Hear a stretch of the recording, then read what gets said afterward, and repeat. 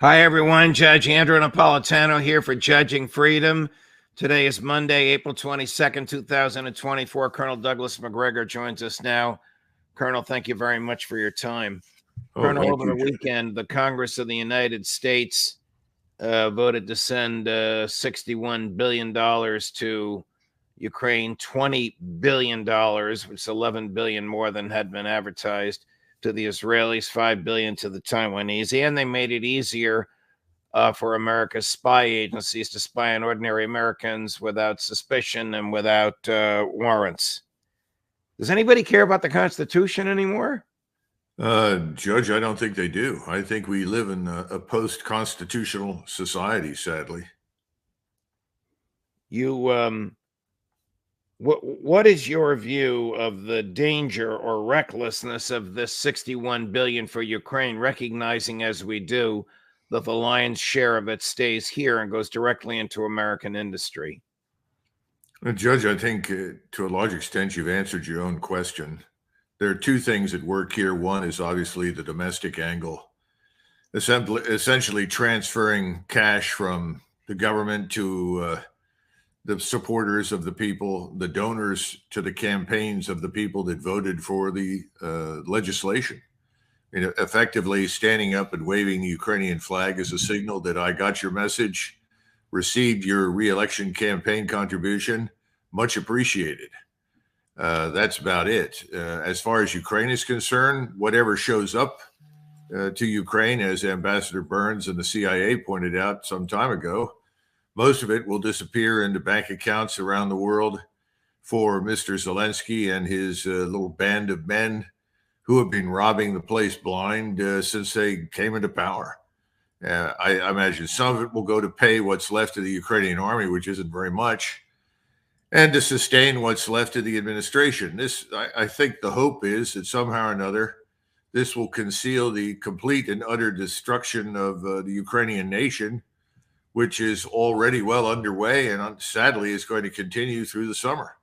Let me show you a visual example of how misguided the Congress is, how childlike and how absurd it can be. This is the moment on the floor of the House of Representatives when the vote was tallied, and the person in the speaker's chair was not the speaker, it's just whoever was chosen to preside at that moment, declared that the legislation had passed.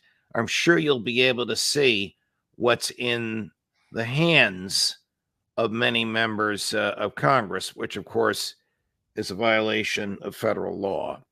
I missed it, but thank you. Okay. The House will be in order. The House will be in order. The chair would remind my colleagues to observe proper decorum. Flag waving on the floor is not appropriate. The House will be in order. Without objection, a motion to reconsider is laid on the table. For what purpose does the gentleman from Florida rise? I said, no. The gentlewoman from Florida. Stand up. Put a good stand flag. Okay. The gentlewoman is not recognized. Colleagues, no, I'm going to. The House will be in order. That was a Republican congresswoman from Florida who voted against the legislation, expressing her anger and fury at the childishness of these Republicans. There were some Democrats who did it as well, waving Ukrainian flags on the floor. Do these people have any idea? How would you know? But do you think they have any idea the harm they're causing by this? Probably not, but I'm also convinced that they're not terribly concerned one way or the other. Yes, you're right. I think everybody thinks in this country in terms of the private sector. What's our return on our investment at the end of the quarter? Nobody's thinking much beyond that. And right now, I've made it possible for me to receive more money for re-election, and I'm supporting a cause that everybody around me tells me is a good thing. I don't care about the facts, and I'm not concerned about the strategic impact of what I'm doing. This is not new. This has always been true in the House. It was less so in the Senate. for much of our history, but unfortunately, I don't see a great deal of difference now. But this is a catastrophe that is clearly and unambiguously the fault of the current government. I hope Americans are watching, but then again, I don't know that they are. I mean, why would we send money to Taiwan? And given the fact that you have all of the international community as well as millions of Americans who are questioning the wisdom of underwriting Israel's policy of mass murder and expulsion in Gaza, and are beginning to worry finally about the potential for a war in that region to blow up and include the use of nuclear weapons, they may well ask, why are we sending even more cash now? Why are we not reining the Israelis in? Is this a good thing for America? And I think the answer is obvious. It's not a good thing for America. Colonel, there was no serious debate about any of this. It was just a vote, maybe a few statements here and a few statements there by the chairs of the committees that authorized this. Here's President Zelensky. This is cut number 3, Chris, on Meet the Press yesterday, being asked if the chance, she must have taped this before the vote, if the chance of victory goes up if Congress authorizes the weapons that he expects to get. I think this support will really strengthen the armed forces of Ukraine. And we will have a chance for victory if Ukraine really gets the weapons system, which we need so much, which the thousands of soldiers need so much. Isn't victory impossible for Ukraine at this point without the miraculous appearance of an army of 1 million men? There's no chance at all. I mean, he hasn't got the personnel, in other words, the people that are trained and armed to do anything. And he can deliver more arms, and he still lacks the human capital. Right now, estimates are that 600,000 Ukrainians have been killed in this war. I'm talking about soldiers. And again, you lose the majority of your force when you're in full retreat, when things collapse. That's when you take most of your casualties. You don't take them when you have an organized structure in place and trained and well-led troops. But when things fall apart and collapse, that's when the losses occur. I don't know what else we expected him to say. He's certainly not going to tell the truth. He's got to say, oh, this will be terribly helpful, but he caveats it by at least arguing that, well, if I don't get these things quickly, it probably won't make a lot of difference. I mean, that's the implication of his statement. Truth is, none of it's going to work. Well, here she asks him, this is cut number 4, Chris, if he's going to ask for more money a year from now. Colonel, before we go to this, is he going to be around a year from now? No. Absolutely not. Here's what he says. President Zelensky, can you give Americans a sense of the timeline? Will you still need as much aid this time next year? Or do you think you can turn the corner on Russia? The decision to supply F-16 fighter jets to Ukraine, we've had it a year ago. 1 year ago, we got the positive response. Ukraine should receive these fighter jets so that not only air defense protects the sky, but we also have modern jets. A year has passed, we still don't have the jets in Ukraine. So it's very difficult to do any forecast. I would like us to be open and very, very specific. From the moment we get our hands on these weapon systems, well, from that moment, we can talk about the timeline. This is exactly what you told us as how long it would take for them to train people to use the F-16s. Those things were authorized more than a year ago, and they're not there yet. I don't think this current tranche identifies exactly what's coming, and who knows what, if anything, is coming, or if it isn't all just intended to enrich the donor class here in the U.S. Well, let's keep something else in mind too, Judge. I realize that this government in Washington, speaking as it does for the American people, has effectively said that it rejects any relationship with Moscow on the basis of conditions that we do not set. In other words, unless the Russians all agree to adopt whatever we tell them is appropriate for their society and for their government, unless they remove the people that currently govern them, unless they put their arms down, join hands, and sing Kumbaya with us, we can't get along with the Russians. Well, sending this kind of money towards Ukraine at this stage signals to the Russians that any hope of a relationship with Washington is dead. And that's why Foreign Minister Lavrov, within the last 48 hours, was interviewed and asked what would happen if there were negotiations and whether or not Moscow was still receptive to negotiations. And he said, yes, we will be receptive to negotiations, but keep in mind two things. First of all, just because we negotiate, we will not stop fighting. We will continue until we have achieved all of our objectives militarily.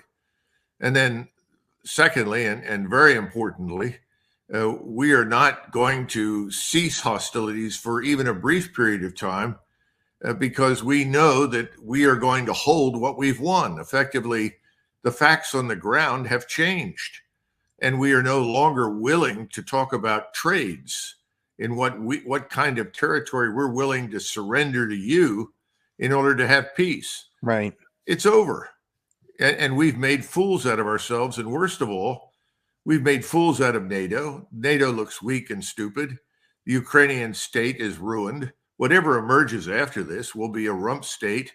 And that rump state will effectively be a demilitarized zone, a DMZ. And in it will live Ukrainians that can tend to their fields and go about their lives, but there will be no military power that threatens Russia. Colonel, I think we've been through this before, but what was Putin's rationale for moving troops into Ukraine? And wouldn't that rationale apply in the West as well? No, in Western Ukraine, I think his argument. I meant to the United States. Well, at this stage, he's learned some hard lessons, as have his colleagues in the Russian government. That you can't trust us. Whatever we say is a lie. The Minsk Accords, of course, set the stage for that. And now I think there's just a readiness to say, the hell with it. We'll end this on our terms as we see fit. Now, they don't want to march all the way to the Polish border. I've always said that.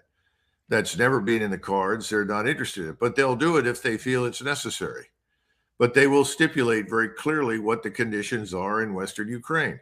In the United States, it's a matter of what do we do next? We don't seem to think that there are either limits to our interests or to our resources. And that's untrue. We're exhausting our resources. Everyone inside the military understands that. The Defense Department knows it. We don't have much left to fight with at this stage. If we have to go to war, we're in a lot of trouble. So now we've created a second front in the Middle East that was never really necessary.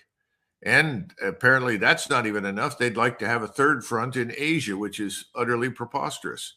And we have no interest in either area to broaden or expand a war. So this is the problem. No sense of limits to our resources and no sense of limits to our interests. Colonel, over the weekend, there were rumors, which came from several sources, of 1,000 French troops on the ground near Odessa. There were rumors of President Putin being rushed to the Kremlin in the middle of the night on Sunday night. What do you make of this stuff? Well, Putin may well have been rushed to the Kremlin, but I'm not sure what the reason was, and I'm not convinced that's not unusual. I mean, he's the head of state. Presidents and prime ministers, kings and princes are regularly awakened in the middle of the night to deal with issues. But as it turns out, no one in Odessa has seen any French or American forces, and I hope for their sake and for the sake of the West as well as the East in this fight, we don't see any. Because if we go into Odessa, that's essentially a war with Russia. And Russia doesn't want a war with us, and we obviously have no interest in a war with them. So we need to stay out, because that's essentially the same as, let's imagine the Russians decided to occupy Tijuana, just across the border from the United States. look at the border and look at where Tijuana is located and put 40 or 50,000 troops there. And they would face almost instantly, overnight, hundreds of thousands of U.S. troops. We would regard that as an act of war and we would crush it. And that's exactly what the Russians will do. And then the danger is that some fool in Washington will say, well, we can't allow this to happen. And we'll try to find something else that we can do to provoke Russia, or worse, escalate to the nuclear level, which is, as President Putin has said, Armageddon. And that's something that neither he nor we want. So this is stupidity on stilts once again.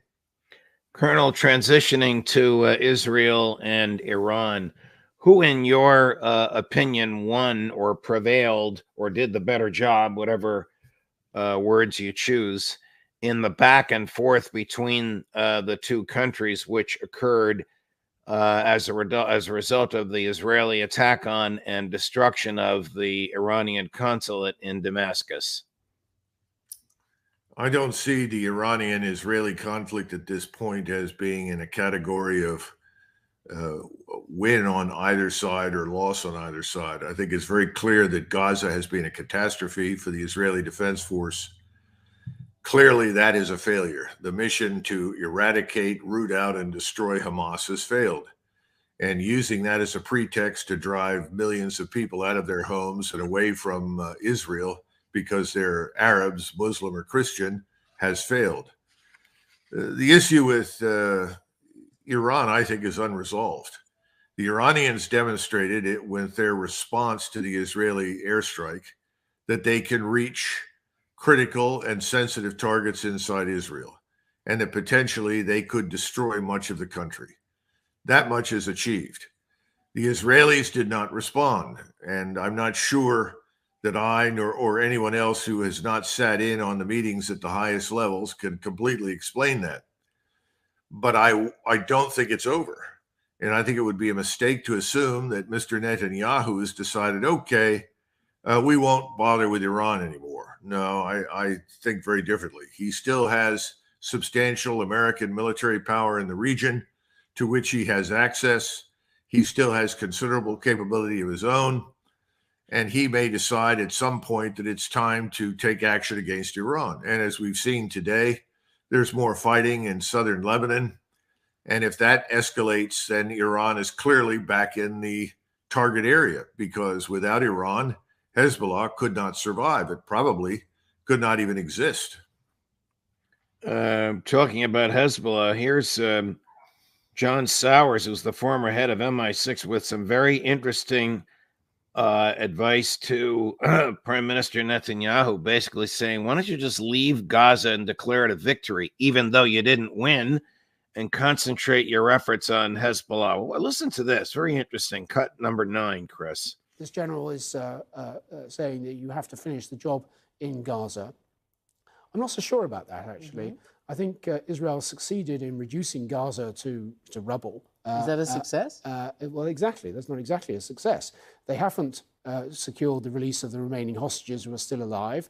They haven't killed the Hamas commanders. They've caused an enormous amount of humanitarian suffering. Frankly, I think from the Israeli point of view, they can change the subject. They can switch to Iran and Hezbollah and just call it a day in Gaza. I think that is conceivable. But the alternative, Christiane, is if the Israelis do go back in a big way into Rafah to take on the last of the Hamas battalions. Yes, there's a security logic to it, but will they actually achieve any more than they've achieved already? Can they achieve any more than they've achieved already? Colonel? I think that Mr. Netanyahu recognizes that they have thus far failed in Gaza. And remember that the ultimate goal or objective was not simply to destroy Hamas. That was a useful excuse. You cannot have Israel from Jordan to the sea unless you can drive the Arabs that live on the remaining lands that are technically either within Israel or immediately adjacent to it out of their homes, out of their towns, away from their farms, and into neighboring states. So if he doesn't do that, how does he get settlers, Israeli settlers, Israeli homeowners Israeli occupants, inhabitants, to go back to the places where they formerly lived in southern Israel. Well, he can't do that. The same holds true for northern Israel. But I would disagree with the intelligence chief, and I would argue that Gaza should be finished in some way. I would not do what Mr. Netanyahu has done. Obviously, I would seek some sort of alternative solution. But the notion of expanding the war to Hezbollah, a force that is not going to easily be defeated and could conceivably bring in Iran once again into the fight, is disastrous. It's very reminiscent of the decision to turn on the Soviet Union, with Great Britain sitting in the rear of the German Empire. Impossible. As long as Britain remained the unsinkable aircraft carrier, why would you take on the Soviet Union? It's foolhardy and stupid. And I think the same thing is true for Hezbollah. If Israel takes on Hezbollah and Iran gets involved, what does Putin do? Well, that's another factor in this equation. It's more than just a factor. It's a critical variable.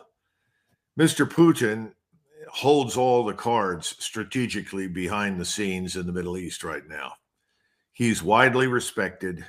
He's always counseled restraint, patience, and in general, the states, the people in the region have taken his advice on board.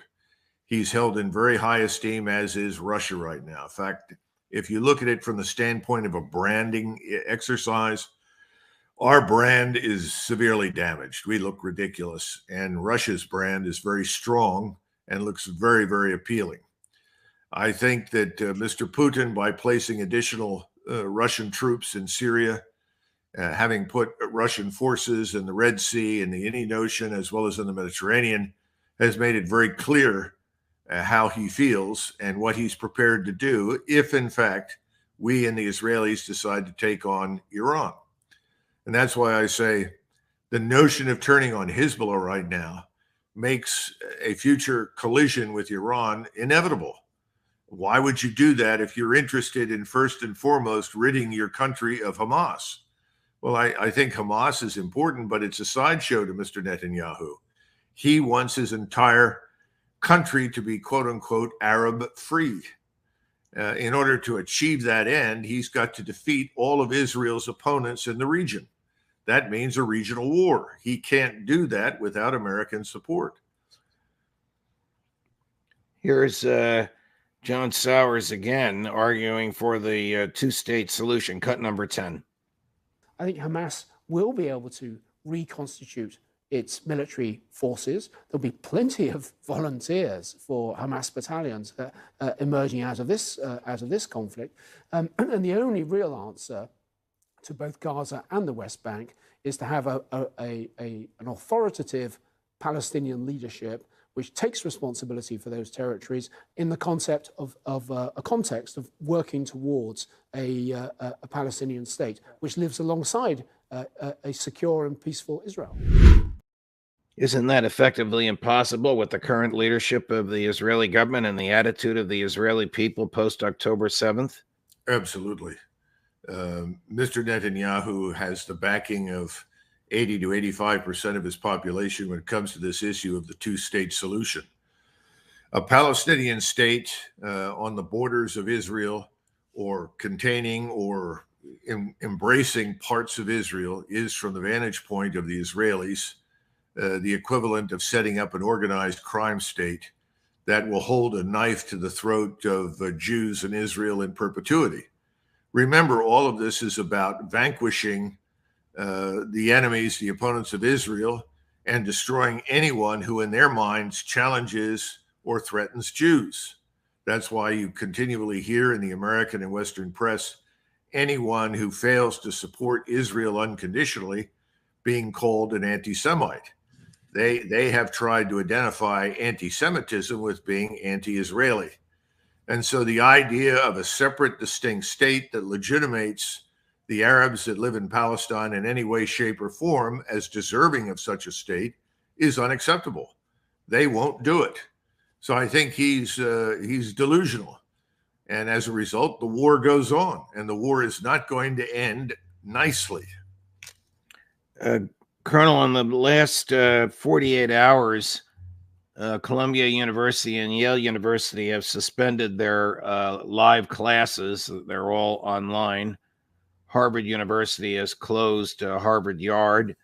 Columbia University has invited the New York City police onto the campus to arrest demonstrators. Nobody's been accused of violence. They're just accused of trespassing. Everybody who's been arrested is arguing from the river to the sea, Palestine should be free. Okay.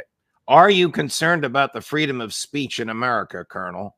Oh, of course. I think the Bill of Rights in this country has been abused, if not widely ignored in too many places. And across the country, we have people sitting in jail who were arrested, charged, and ultimately sentenced unfairly and unjustly, in my judgment, on the basis of January 6th. It's outrageous.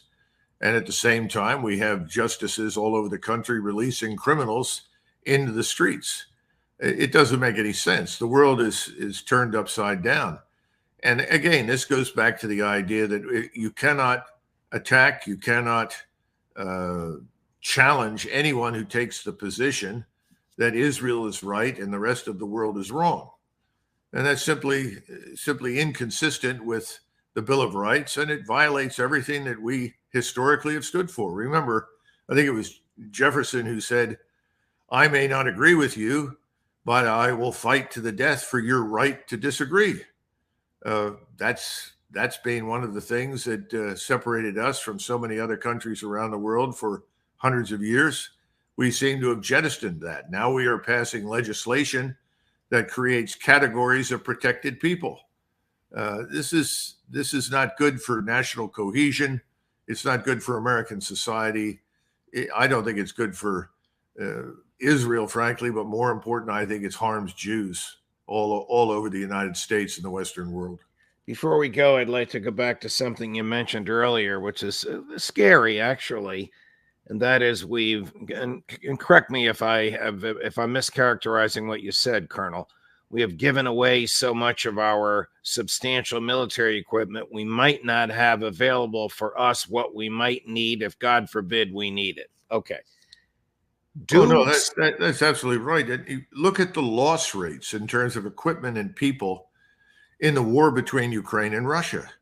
We neither have the soldiers, sailors, airmen, and Marines on active duty to withstand those losses, nor do we have the backlog of stored equipment that could be opened and then rapidly redistributed to replace losses on the battlefield. What we've done is that we've sent almost everything we have across the sea to Ukraine. And now we've done the same thing with ammunition, particularly precision-guided missiles and precision-guided artillery, as well as spare parts to Israel. If we are suddenly called upon to fight a major war that would require us to fight on land, Americans need to understand that, contrary to popular belief, wars are generally not decided at sea or in the air. They're decided on land. And right now, we don't have the force structure, nor do we have the depth in the force to fight a major war on land anywhere. Perhaps in Texas against Mexico, but that's about it. I realize the constitutional system provides for civilian control of the military, and that's a positive good. But do the people that wear the uniform understand and appreciate the dangers of the depletion of ammunition and equipment? You know, I think they do, but they lived in a world where nothing they did seemed to matter for so long that I think they decided this doesn't matter either. I would compare it to the way we treat the national sovereign debt. People are raising the debt issue all the time. I think we're at 35 trillion now and climbing, and saying it doesn't matter. It doesn't make any difference. It hasn't made any difference yet.